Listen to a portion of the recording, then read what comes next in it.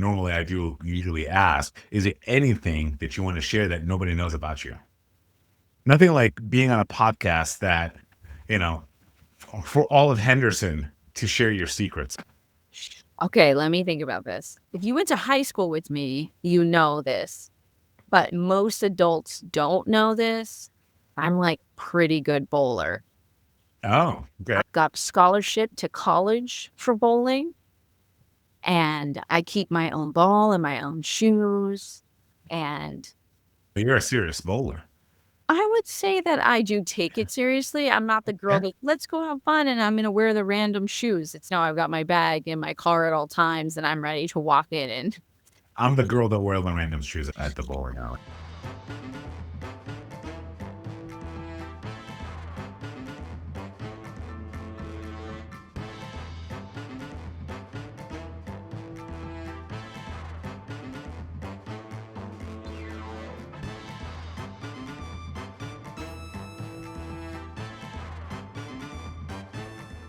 All right, let's do this. Welcome back to Hello Henderson. I'm here with a very special guest. Given that this is Women's Month, and I believe yesterday was International Women's Day, I can't think of a better individual. There's a lot of individuals that live here in Henderson that are just so fitting to be a guest, and I'm honored to have you as my guest today, Catherine Wiersch. Why don't we start off by asking, who are you, and who are you to Henderson, and what are you doing here? sure. So I'm Catherine Wiersch. I'm born and raised in Las Vegas. I've made Henderson my home for the last 18, 19 years. I am kind of everywhere right now, and that's because the community voice is really important to me. I'm currently a hearing commissioner. I work in the courts, and I work specifically with our patients who are placed on mental health crisis holds, and I work in the specialty court probation or specialty court programs as it relates to probationers. So I really got safety on the forefront of my brain right now. I am running for judge in the city of Henderson. So again, just listening to lots of people. That's how I met you, was Yeah. at an event as a small business owner and kind of one of the voices of Henderson. So that's who I am and why I don't bowl as much anymore, but too busy. I don't consider myself the voice of Henderson. I'm more of a whisperer in Henderson, but thank you for saying that. I really appreciate Small whisper. it.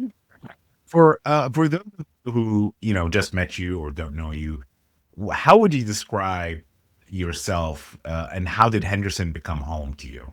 Oh, You sure. said you moved in here a while ago with your family and you started a family here. So tell us about that. So, how did I end up in Henderson? I think growing up as a kid, born and raised here, I struggled with poverty a lot. I grew up on the east side, and so we always heard of Green Valley, and Green Valley being this prestigious neighborhood. And so, when I became an adult and made it out of my lower income lifestyle, like when I got married, it was my first marriage at the time.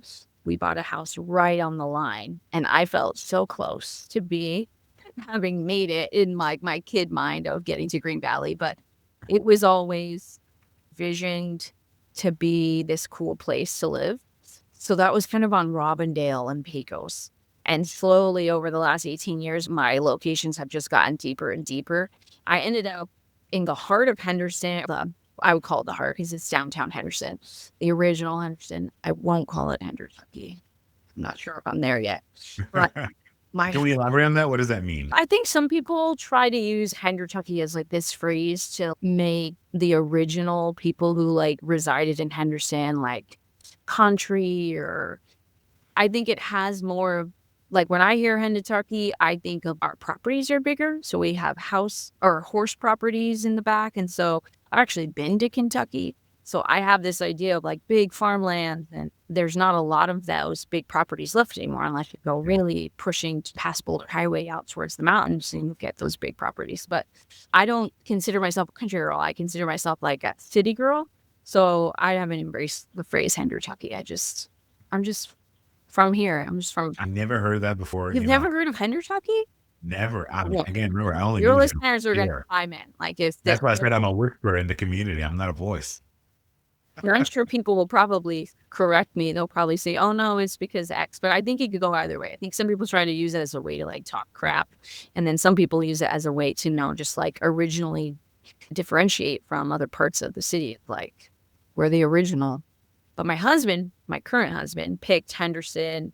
He went all the way to Wagon Wheel. He was like, "What's the furthest I can get away from the big lights?" He's from a small town back east. So for him, the shopping, the grocery store within 5 minutes, and the Right. full dive bar being within walking distance, a neighborhood that he felt like was more family. He liked initially not having HOAs because he felt like the neighbors just became a little bit more personable and that properties took on more character and all those things. So he kind of steered really far away from the city, from the big city. All right. Well, we'll unpack that for a little bit because a lot of people land in Henderson and never leave. And your husband, obviously, one of them. Clearly, my family and I are. Mhm. Was there a moment where you thought, okay, this is where I'm planting roots. This is where we belong. Yeah, and I think over the years when we started creating really good friendships, that's when we started saying, okay, do we want to drive the 30, 40 minutes just because of a house? Because there was a time when we went to select our home and we from our off of Wagon Wheel and we're looking at different areas in Henderson that we said, okay, we can get more bang for our buck if we go into the heart of Las Vegas or even on the outskirts like west. We can get more land, we can get more home just for the dollar. But it really came down to the feelings. And so that really connected Eric. He wanted to stay in Henderson. And then we had built such good friendships that it was 15 minutes, 10 minutes. Now I have really great neighbors just across the street that like watching them kids grow old together. I don't know if it will matter that I need a bigger house. Just make the kids double up. So when someone moves to Henderson from California, like we did, or the East Coast, where I originally grew up, what do you think surprises them most? What is it like to really live here in Henderson? I think there are some similarities from back east to here. Mhm. Like I said, I Yep. think that we've got these neighborhoods that are not as transient. People plant themselves and they raise their families there. And so we see those generational homes, right? Or the neighborhoods where they are buying, their families buying, and they're staying really close. I think that's very similar to back east. You see a lot of that there. Yeah. The biggest issue I have, and the reason why I love Henderson when I leave it, is that it is so accessible and they are pocketed like right in our community, right? So we've got the parks, we've got the school, we've got community pools, but we also have the grocery store, the cool coffee shop, the local bar, a couple of restaurants, and they kind of pop up in these, what's the word I'm looking for, like groups so that you can go there and then eventually you start to stick around and now companies, business owners, the regulars. That is very different when I go back east to Manheim, Pennsylvania to see my in-laws. When I ask for takeout and they go, well, yeah, we can go pick pizza up. And I'm like, yeah, but what about all the other things?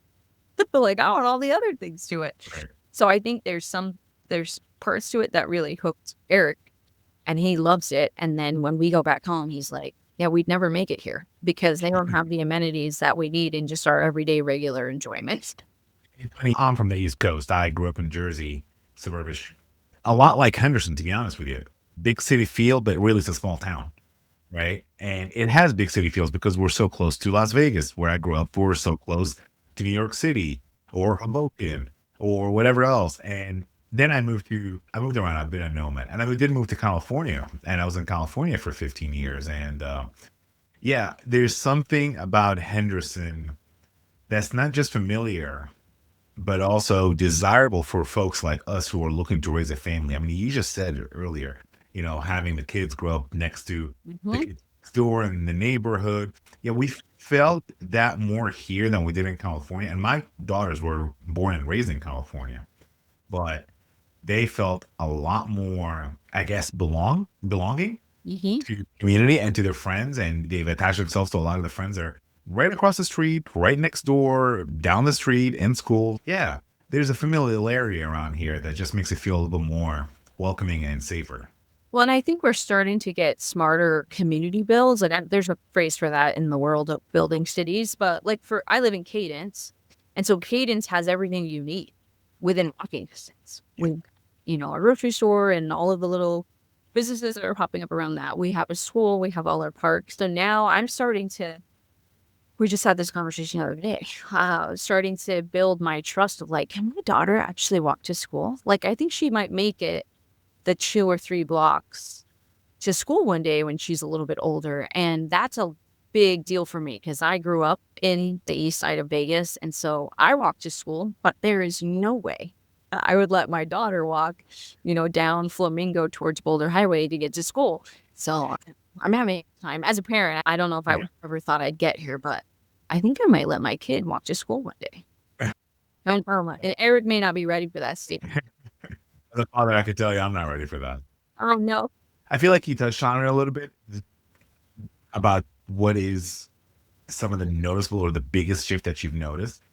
Clearly, the neighborhood evolving into a more safer, more community tight-knit neighborhood. What other things, what other big shifts have you seen in Henderson? Not statistics, but like real characteristic parts of the city.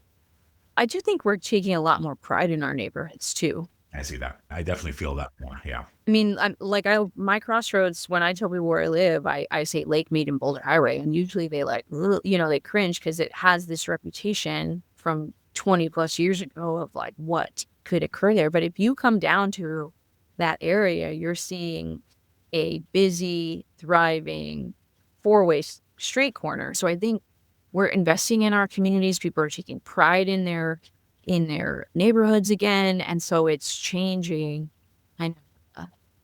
the vibe. So that's a big one for me. But we have a mayor that's been putting a lot of attention into our community. We have a new police chief who's taking a lot of leadership from Metro.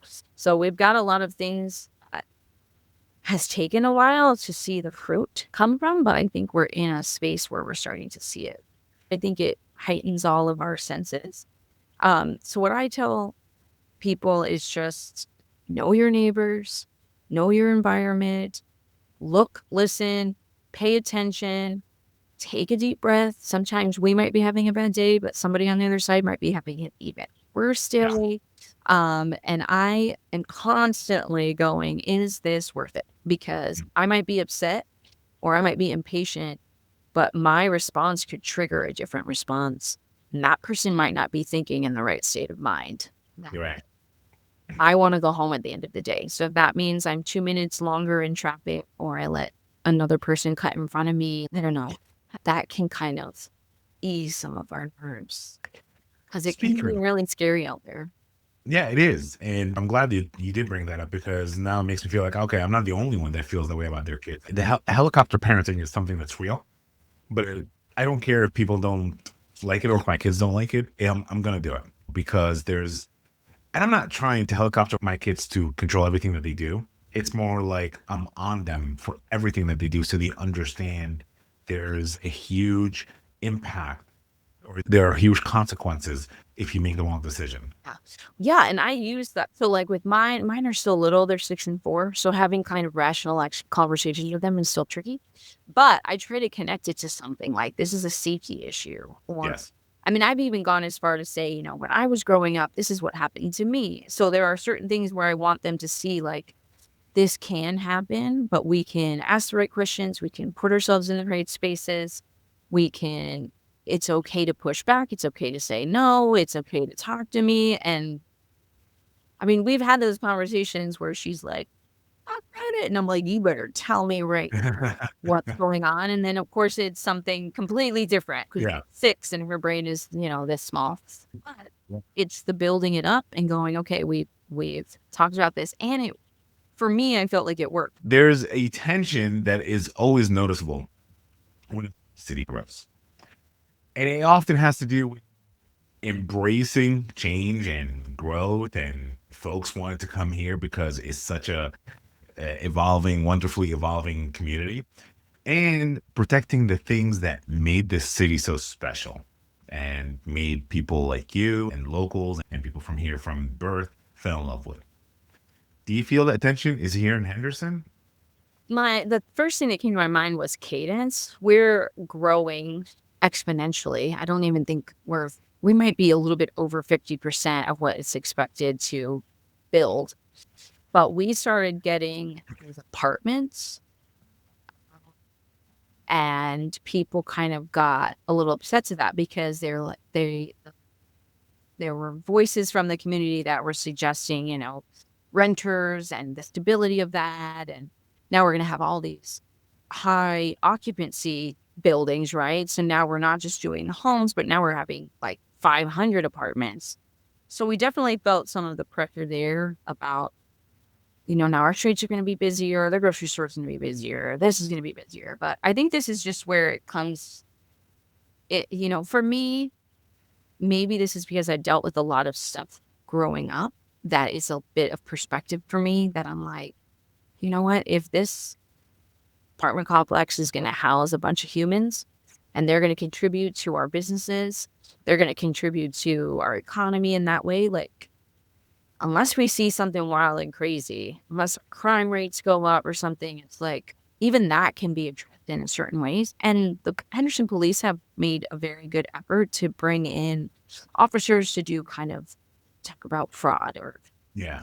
we did that for we have a senior housing community. So I think that there's always going to be growing pains. All right. So let's talk about your role. You worked in a role where you see people at some generally difficult times of their lives, some really those moments that just not everybody can really be able to handle. What does Henderson's growth looks like from your vantage point? What are the things that the average residents might not be seeing when it comes to the kind of work that you do and how things are transitioning on that end? I have two kind of distinct roles. One of them is more of the civil mental health crisis world.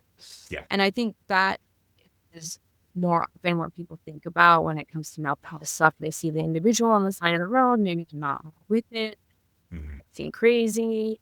They might be walking around barefoot or kind of glazed over. That's kind of the vibe I get when I tell people, oh, I work in mental health crisis. They go, oh, yeah, there was a homeless person. And I'm like, sure, maybe that's a mental health crisis.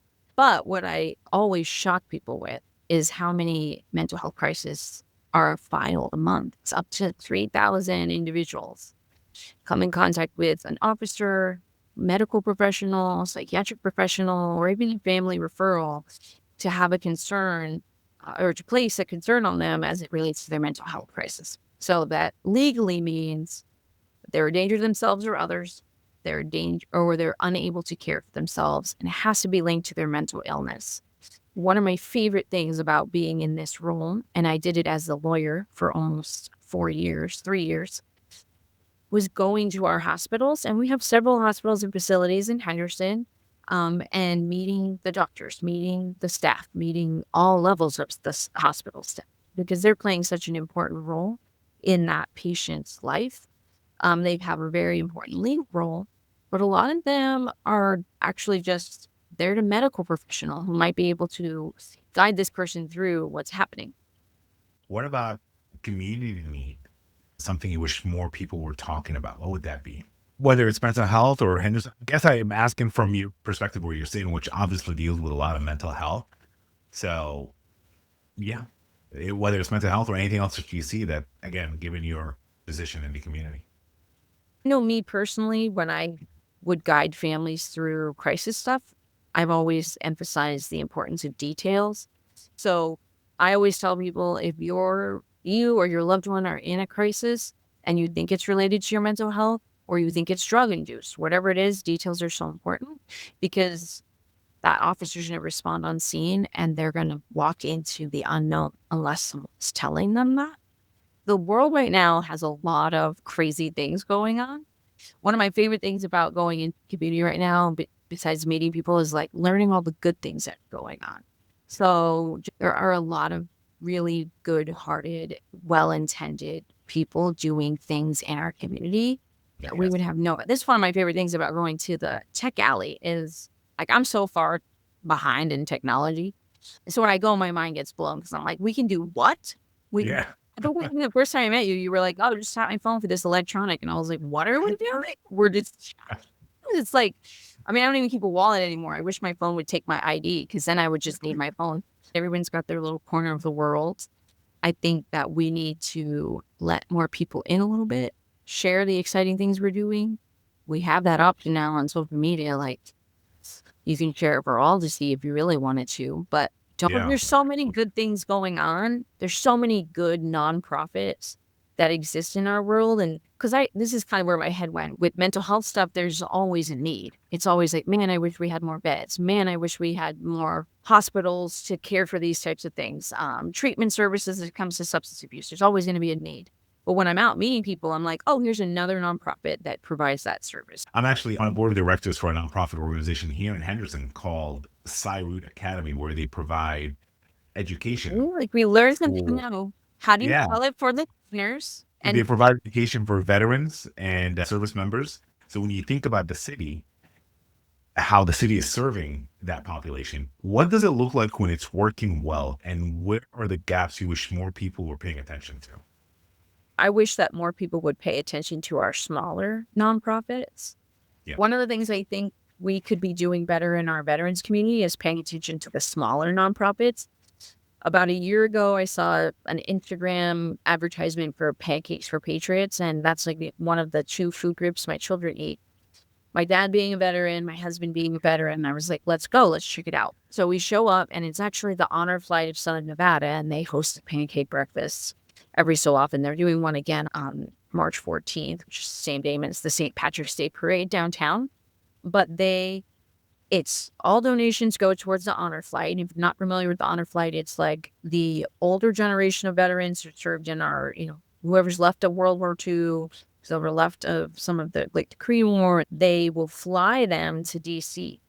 And so it's a whole flight of like honored veterans, right? But I had no idea that this was going on in our everyday. And I'm sure lots of people did. But I think the point is where we know some of the bigger names like US vets, and we lose sight of all the smaller services that are available to our veterans. I was just at the US vets stand down downtown Las Vegas at the World Marketplace.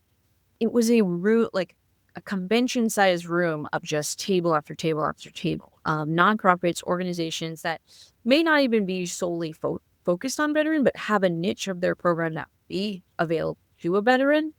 So I think this is again where I feel like the world is really messy right now. But if we focused and we looked, we would see all these great opportunities to serve and give back.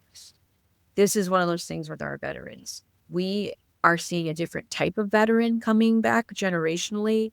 Yes. The things that, my father dealt with as it relates to his PTSD are completely different than the things my husband addresses. So we're seeing that shift even in the way that they return. I mean, not obviously the way they return, but like when we're providing services, it's not the standard go to a therapy class anymore. Options are so wildly creative. Like you can do horses, they can do animals, you can do, I've seen, obviously like art and clay and like hands-on stuff, but then there's the old school teaching, talking, listening.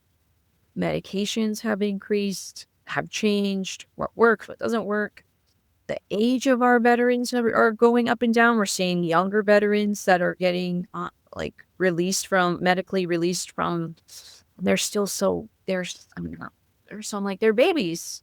And that's actually one of the reasons I decided to join CyRoot Academy is because of that. Because I know a lot of them are transitioning and they're looking. Mm-hmm. They didn't get the opportunity to learn about something or make that transition because of their medical discharge. And I say that because my brother was in the service and he was medically discharged. So he's a veteran of the Air Force, but he just couldn't continue. And I know that really affected him. I know it hit him hard, and it was something that, that we all, that's why I have a special connection with veterans, because I worked for the VA for 4 years, and I've seen some of the people that work there, and I still have really good friends working at the VA till today, and some of them are vets. So I respect the heck out of veterans, and I try whatever, even though I couldn't help out my country by becoming an armed member of the Marine, because that's where I wanted to be a Marine. But the best way for me to give back is by doing what I do, and that is help them transition, help the VA out or something like that. So yeah, that's my way of giving back.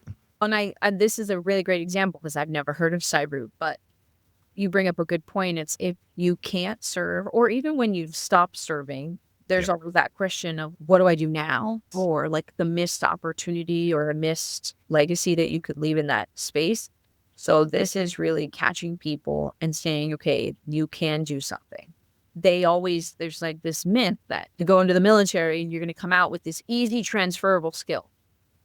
But a lot of them don't come out going, okay, where can I go to war? Or where can I, hide in a room and be intelligence? But I love this. I just pulled it up really quick to look at what CyRoot Academy does. And I love that individuals that maybe were in that cyber world coming out and they go, what do I do with this skill set? Or I was headed that way and I missed my opportunity. Like, here's a place that you can connect with tech in a way that you won't feel like you're missing out. The service component of serving your country isn't met necessarily by throwing someone behind a desk. Exactly. Absolutely. Just big shit doesn't equate to service. Yeah. Anytime I meet a parent, I'm always like, did you get connected? My dad served in Vietnam and he went unconnected to his service injuries until he was, I think it was like 2013. He got a major injury, didn't have insurance. And when he went to the hospital to get care, they were like, well, you're a veteran. Why aren't you connected? And all of a sudden he went from zero, and I'm talking like zero homeless, to 100% disability with a secure income. His life literally changed from his service connection. But anyway, yay veterans. Yay veterans. All right. Let's talk about Henderson's secret sauce. Is there something that generally makes it different from the rest of Vegas, Metro, from 100 other fast-growing Sunbelt cities? I think that there's a lot of nostalgia for me coming back into Vegas when we come to, like, if we're going, well, there's once a month, there's an event with the Latin Chamber of Commerce that happens at the Boulevard Mall. And so whenever I go to the Boulevard Mall, I'm like, oh my gosh, my childhood, I used to walk around here. So I don't really know what the secret sauce is that keeps me in Henderson, except that it's just what I call home. It's where my friends are. It's where my family is. What I really enjoy about Henderson specifically is that you don't need to go to Las Vegas, the Strip, in order for you to have a good time. Oh, yeah. That's a valid point. Yeah, you don't need that anymore around here. There's so much entertainment, whether it be food, socializing, arts, it's something for kids, something for adults. Everything is around here nearby. Yeah, that's a great point. I think that goes back to that statement about, like, it's like pockets of stuff. Yes. So it's nothing that's really drawing everyone to one space. It's like we've got these little nooks of good restaurants, live music, entertainment. I mean, the libraries have really upped their game too. I went, what was it, last month or January? They had a Harry Potter themed night where the kids came and they had their little Harry Potter passport thingy and they went and did all these activities. And I was like, I feel like I'm at a little mini, not Disneyland because I do love it, but it was like this escape from the regular, we're going to a bouncy place, or we're going to the trampoline place. It was engaging in a different way, but right there at the library. If you close your eyes and picture Henderson in the next 10 years, what does that look like to you? Where do you see it going? Man, I sure would like to not have a lot of orange cones. I feel like we're always redoing our streets. There's not a lot more space that we can really expand to before we start. Boulder City? No, I'm just kidding. And I'm like, I mean, look at I remember there was a time where you would drive down Lake Mead and you'd get to Boulder and there would be like a trailer park on one side and then nothingness until you got to the lake. And then we had that expansive like growth at the casino and the hotel. Maybe that would open by then. It's a big issue. Man, I think it would be nice to just stop building maybe and just like settle in. For someone who just moved to Henderson, maybe listening to this right now, we hope, what would you want them to know about being a good neighbor and a real part of this community? I would say to get out of your house a little bit more. Of good opportunities are all the holidays. That's one thing I love about my neighborhood. In fact, when we were house shopping, we like drove the areas to see how many people put out decorations for the holidays. Because we knew we were going to be in Kid World. So that's a great opportunity to meet your neighbors. I think knowing your neighbors really does make it or break it. Even if it's not your close best friends, but like you're saying hello, you're looking out for each other. I can't tell you how many times I left my garage door open. And my two neighbors across the street are blowing me out. Yeah. Door's open. I'm running over there to shut it. There's Yeah. just components to knowing your neighbors that really have the benefits. So knowing your neighbors really plays into calling Henderson home and then utilizing the stuff right in your neighborhood. Those restaurants, small businesses, get to know them because they are our community owners. A lot of them are not like living in Vegas and going all the way to Henderson for their business. They live right here. And that plays a big part too because the food can be really delicious. It's even better if you know the owner. It absolutely is 100%. Henderson has some really good food. You don't have to go to Vegas to get good food too. You can stay in Henderson. There used to be a time where it was like you got to go to a Las Vegas restaurant to get this high quality food. But now you can go down to your neighborhood business complex and get some of the best. You know what, Catherine? I'm going to go rogue here. I'm going to call somebody out. Oh. You know what I love? I love Italy. Have you ever been to Italy? Yes. So I've been to Italy in New York. There's 2 of them there. I've been to Italy in California, and I've been to Italy here. I'm going to tell you right now, I can think of at least 2 to 3 Italian restaurants locally here in Henderson that are better than the Italy in Las Vegas. Really? Just putting it out there. Now I'm curious. Now, stay tuned. All right. We're just about wrapping up, but I love these conversations. Catherine, how can people reach out to you and what should they know about you the most right now? I am running for judge. I think it's important that you should know your judges. So get out there. The vote's coming up on June 9th. No matter who you're voting for, you should know who they are. Pretty quick. You can Google them. Mine is like most judges. It's Catherine with a C for judge, the number 4. But you should definitely educate your vote because these are the elections that impact us the most locally. We have a tendency to focus on the presidential and like the big picture, but a lot of our local elections is really what affects our everyday. So get out there, educate your vote. Well, I can say this confidently. I feel like we got to know you very well on a very personal level, on a very professional level, without really getting into politics. And that I think that just shows that you can still get to talk to someone and get to know them and enjoy their company without really getting into politics or get caught up in all the craziness that's happening around us right now. Would you say that? Yeah, I would agree. At the end of the day, we're all human. And I think we all have a core belief that we can relate to. And that's what humans can connect on. It doesn't matter how different we are. You could think that one place is the best Italian restaurant, and I could disagree. And we can still be friends. But we're going to find out if we can be friends after this when you tell me we're the best Italian club. But yeah, I think that ability to connect with the people you've elected, like that is really important. So Yeah, I appreciate you saying that about me. I find myself to be very nice. I feel like we became friends before you came on the show, before you even know that you're running for judge. I feel like you've met me, you've met my wife, you've met one of my daughters at Tech Alley Henderson. I feel like we connected right away as friends, and it had nothing to do with you certainly weren't fishing for votes because it's just me by myself. That's great. All right. Catherine Wiersch, thank you so much for being part of the show. If you like what you heard today, if you want to know more about Catherine, make sure you check out Catherine at CatherineForJudge.com. CatherineForJudge.com, yeah.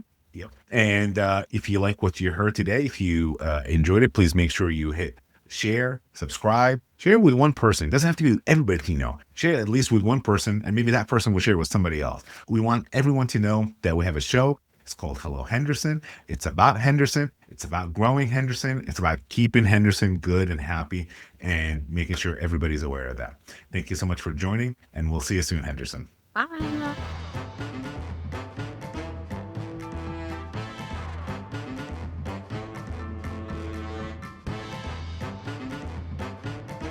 Oh, you're funny. Otherwise, that's going to be really lame. Am I funny? I don't know, but I like to think I am. My wife doesn't think I am.